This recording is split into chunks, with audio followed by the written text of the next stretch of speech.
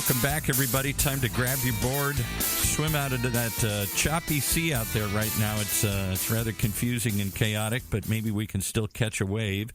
And we want to wave to Matt Heinz, who's going to join us here today. Hey, Matt. How you doing, Paul? I'm doing good. The question is, how are you doing? You're up in the center of the storm up there. You're in Kirkland, Washington. All I read about is scary things in Kirkland, Washington. I am in Kirkland, Washington. We are recording today Sales Pipeline Radio live from my basement bunker, my little basement of our house. I don't have a home office. I have a basement, which is kind of a man cave-ish kind of place. As I look around, I've got my desk, I've got my office set up. I've got our big screen TV down here. I've got a little whiskey library over in the corner. There you go. You're practicing social distancing as we speak here. I have internet access, I have a television, and I have whiskey. So I'm ready for whatever comes. Okay, good for you. And today's conversation will be apropos. I think we're going to talk about sales. We're going to talk about sales strategy. We're going to talk about getting through this together and knowing that there is an end to this, that there will be an end to this, and there will be a rebound. We need to protect ourselves, keep ourselves healthy, wash our hands. Fortunate that I am home. My family is home, and we're taking care of ourselves and those in our community that need help as well. Well, I don't know whether you realize you started a storm last week here at the station and on the channel here because you very delicately started to jump into the issue. Maybe people weren't ready to hear this, but what comes next after we get through this storm? Do we just exhale and go back to sales events and flying around the country like we did? Or do we adapt and come up with some new strategies that either replace some of that activity or add to that activity? I think that's a question we're all wondering. What's the new normal coming out of this? It's a really great question, and I think the answer, and I'll look forward to hearing our guest's answer today as well, is I think the answer is yes. I think that we are going to rebound from this. We're going to learn some things from this. Hopefully we are smarter for the next time it comes around, but I think it's also going to make some smart adjustments, create some smart adjustments and innovations to how we do business, how we work as a community, how we support each other through challenges. And definitely interesting times. I want to thank everyone for joining us on another episode of Sales Pipeline Radio. If you're listening to us today live on the Funnel Media Radio Network, thanks for joining us, making us part of your what is probably a work from home work day. If you're listening to the podcast, thank you very much for subscribing. Very honored to have so many people continue to listen to us. And if you're interested in any of our past episodes or future episodes, you can find them all, past, present, future, at salespipelineradio.com. Today we are featuring yet another great guest, a great smart mind in the B2B sales and marketing world. Very excited to have with us Jim Wilson. He's an operating partner at Costanoavc Ventures. Jim, thanks so much for joining us today. Thanks, Matt. Thanks for having me on. I'm looking forward to speaking with you about the topic. And I just want to point out before you guys take off here that he is operating from a phone booth in old-fashioned style here, isolating himself. So he must be Superman. He must be getting ready to, reveal himself.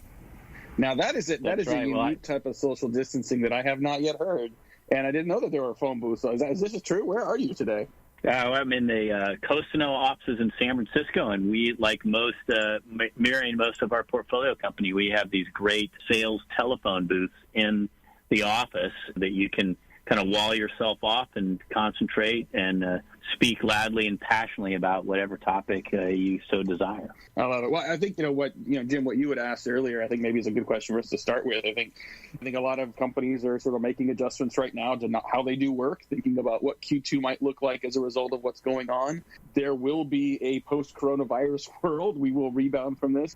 And I think as someone who has spent a long career in sales management, and, helping companies grow their business, how do you look at this in terms of what companies are doing now in the midst of this, and how do you think about how companies should prepare for the next stage? I think it's a great question. I'm always reminded of the phrase, stay calm and carry on, and I think it's very applicable here.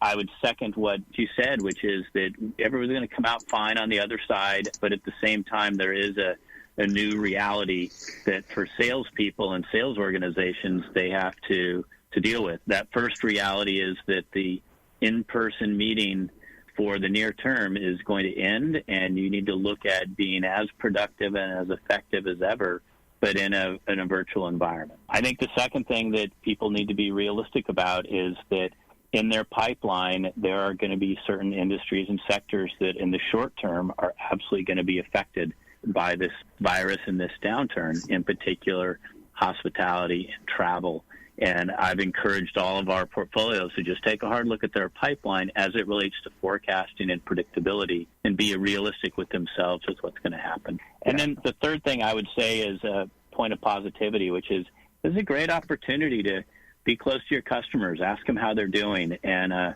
build great and deep partnerships, because we will come out of it better on the other side. And you want to be a positive force in that, not a negative force.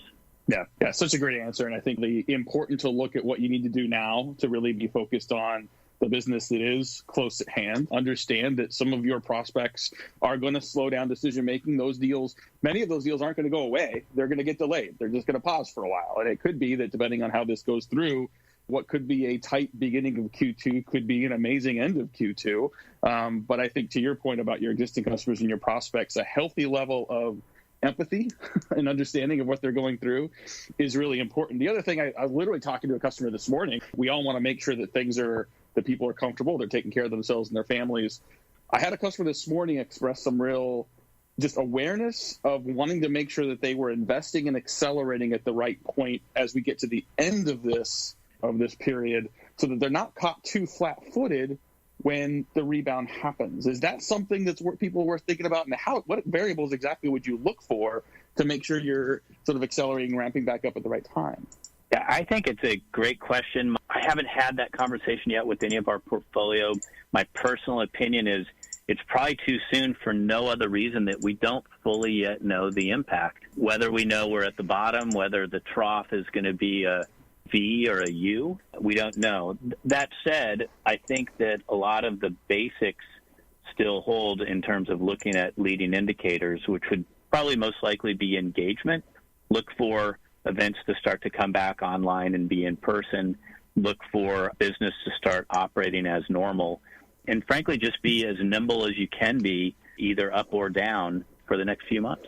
Talking today on Sales Pipeline Radio with Jim Wilson. He is a veteran sales manager, sales leader. He is an operating partner at Costanoavc Ventures now and a board member of many companies, including Kenna Security, who has been a client of ours very recently as well.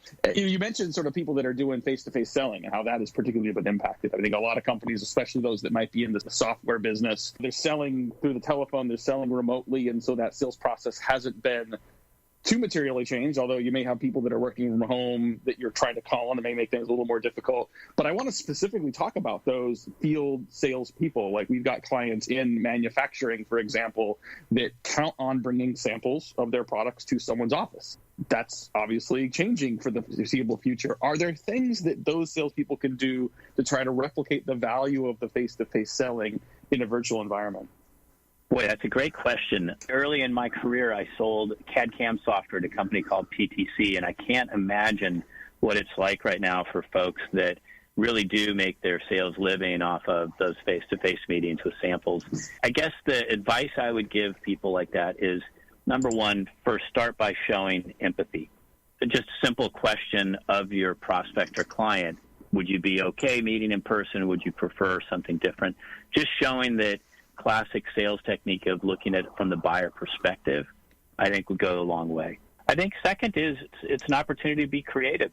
Well, great salespeople, I think, are super creative. So is it possible to ship those samples in FedEx? Can you leave them at the doorstep with a nice note and then tell them that you're going to call them from across the street in that proverbial phone booth? But anything that you can do that's creative that gives them the feeling that you are going above and beyond to take care of them, I think will always be appreciated. I would agree with that. I think, I've seen people that are wondering what the current period is going to do to their short-term numbers. I've heard some people say, we're going to sell our way through this. We're just going to sell harder. And unfortunately, I'm seeing a little bit of examples already of what that is turning into, just more pestering, like people getting what seems to be maybe a little bit desperate, some price decreases, some flash sales, a few more phone calls to people that are not quite ready to buy. On the contrary, I've also seen companies that are kind of doing the opposite, that are recognizing that customers may be in a similar situation, that they themselves may be pivoting, and instead of saying, I want to sell you something more quickly, they're offering help. They're offering sort of free services. They're offering a little more generosity as a way of not only addressing the current customer's needs, but also sort of earning the business long-term from those customers. Are there some other examples that you could think of that, in a similar way, that sales professionals and sales teams might be able to be a service to sort of reinforce the trusted advisor status for themselves with those customers for short and long-term opportunities. Yeah, you and I have exactly the same perspective on it. I look at things like this as less around doubling down around working harder, but more doubling down around the human element and the creative element to add more value. And that can be in the form of support. I think an outreach before it's asked on if people need support. Think of all of the industries that do virtual and digital work that are actually having the opposite problem right now. They're probably overburdened and worried about scale issues. If you have those types of customers, asking them if there's anything you can do to help. Offering up resources and services, I think, is always appreciated. Frankly, in my experience in selling, even if they don't take you up on it, the fact that you thought about it and you did it before it was asked, it puts you in the win column with most customers. I would reiterate what Matt said, too, which is doubling down and calling people being proverbially more aggressive is probably the wrong tactic right now. It doesn't mean that being creative won't get you the same results. But, barging through the front door when the door's being locked a couple times right now is probably going to have negative consequences. Do you think, and I know, from an advisor and even from a funding standpoint, do you think that this is going to have a longer-term impact on the funding market for startups? I mean, even just this week, as we see, sporting leagues sort of cancel and everybody kind of shut down a little bit, still seeing some pretty large funding announcements, and obviously those have been in the works for a very long time. Is there going to be a bit of a shadow effect there for companies that have been trying to raise cash? I don't think so. I think that this is a short-term black swan event. Another venture firm coined that recently, Sequoia. It's not something that is permanent downturn. I think that people that are in funding cycles right now need to probably think about their cash position more than anything else. I think that unit economics mean more important than ever to companies. So your ability to spool up or spool down in short terms like this and know and understand what levers to pull, I think is super critical. But look, companies that have great products, that have great sales teams and great founders are going to come out just fine on the other side. I agree. We got to take a quick break, pay some bills. We'll be back with more with Jim Wilson. We're talking about selling in adverse conditions. We're going to talk more when we get back from the break about best practices from what he's seen working in modern sales environments as well. We'll be right back. Sales Pipeline Radio. How do my peers make buying decisions? It's a question on the mind of nearly every B2B marketing leader, yet also one without the clearest of answers. What's their involvement like throughout the purchasing process? What drives their ability to make better decisions? And where do you stand compared to them? Read the new research report from Path Factory and Heinz Marketing to get inside the head of a marketing leader in the buyer's journey and find out. Visit HeinzMarketing.com's resource section. That's HEINZ marketing.com and the resource tab for your free copy today. All right, back to Matt and his guest. We've been thinking, Paul, I've been thinking about you this week. So I think we've talked about this here. We've talked about this idea of sort of predictable pipeline. Yeah. And you've used sort of the wave and the surfing analogy for a while. So the book, tentatively titled The Predictable Pipeline, have a contract with Wiley. It's coming out in November. So wow. I'm excited about that. Congratulations. Thank you. Was thinking about you this week because they're already saying, hey, what do you think we should do on the cover? And internally in Brainstorm, Sheena actually brought up, saying, got to be a big surf pipeline, that cool image of, the surfer entering that long tunnel of water here. Yeah. Well, the analogy I think is interesting. I don't know if you meant this, but I think if you think about the idea of having more predictability of the pipeline that you create, the waves continuing to crash against the shore, about as predictable as you get. They keep coming. Yeah, exactly. And you never know when you enter the pipeline how long it's going to last and what you're going to come out on the other end. Are you going to splash? Are you going to be still standing? There's that wonder as you enter into the pipeline itself, too. So it's both predictable and unpredictable. It has both elements to it here. I don't know. Might have to connect you. I don't know if you got any artistic ability, but we're working on design, so we may come back to you on that. We want to continue with our guest today on Sales Pipeline Radio, Jim Wilson. We're talking about sales in adverse conditions, and I want to go back. Aside, coronavirus aside, so talk about just the evolution of sales. You've been in the game for quite a while. It sounds like you were in the field with a quota selling devices. You're now on the board of many companies that are offering software as a service, that are younger companies that have had the ability to, in many cases, create sales organizations from scratch. What are some of the main themes you've seen from your early days of selling to today? And what are some of the really sort of most important themes and best practices of the higher functioning sales organizations you're working with today? Thanks, Matt. I'm really lucky. One, I am older, and that I've been able to experience a lot of different companies. I've managed inside sales teams, outside sales teams, and my job at Costanoavc, running and working on the operating platform, really allows me to do three things: work with people, help companies develop messaging, and help them ultimately turn that into sales. Costanoavc specifically works with boutique enterprise companies that are seed and Series A early stage companies. We look for great founders that are trying to build great products and tackle huge problems. Some of the patterns that we see that we kind of preach pretty consistently are all around building the foundation for sales. I like to talk about, what does your first hire look like? How do you profile people? What's interviewing like so that you can get the right type of salespeople? How do you balance inbound and outbound prospecting to build that predictable pipeline, Matt, that you're going to write your book about? How do you enable the sales teams so they are effective? And then finally, I love to just talk about some hacks around closing techniques that I've learned and picked up over the years. I'd love to hear those. I think that, and that's where I think a lot of modern marketers are lacking in skills. I love the advance of sort of social selling tactics. I love the advance of challenger sale, teach and tailor type mentalities.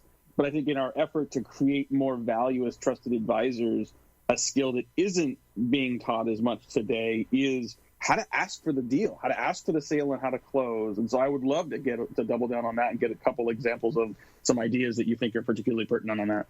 I used to call it the 4 C's of closing. And this was usually the talk that I gave my sales team with about a month to go in the quarter, or a week to go in the month if you were on a monthly cadence. And the 4 C's of closing are a simple checklist of things that you should have and are progressing to feel good about a deal actually closing. So the first of those is commercials. And commercials is really a fancy word for saying pricing. And what I used to always tell salespeople is, look, pricing doesn't mean, I've given them a quote, I've sent it to them, and I'm expecting them to accept it. In today's selling environment, commercials are not actively being discussed unless there's a little bit of back and forth around pricing. The other kind of hack and trick that I tell people is, best indicator that you're entering into commercials is when they're asking you for pricing and they're asking questions about it. If you sent them a quote and there's no questions coming back, that's not a good sign. That means you're not really dealing with commercials. The second is contracts. It used to be that you were able to sell deals, and if you're lucky enough to do it, to where you can just send over a PDF and they sign it, or you have something online. That's great. That's not the way it works with larger order contracts and larger size deals. So you should expect that there's at least some questions around contracts or some redlining going back and forth. And then the last two are specifically around selling themselves. The first is a compelling event. A compelling event, by the way, is not the salesperson's end of quarter. That's the first thing I probably tell them, is that the buyer, as much as you'd like to think it, he really doesn't care about your end of quarter. He may care if you're putting an incentive in place that benefits him, but no buyers that I know are sitting around wondering which sales teams have their end of quarter. So you have to think about this customer as what compelling event, what's compelling them to buy?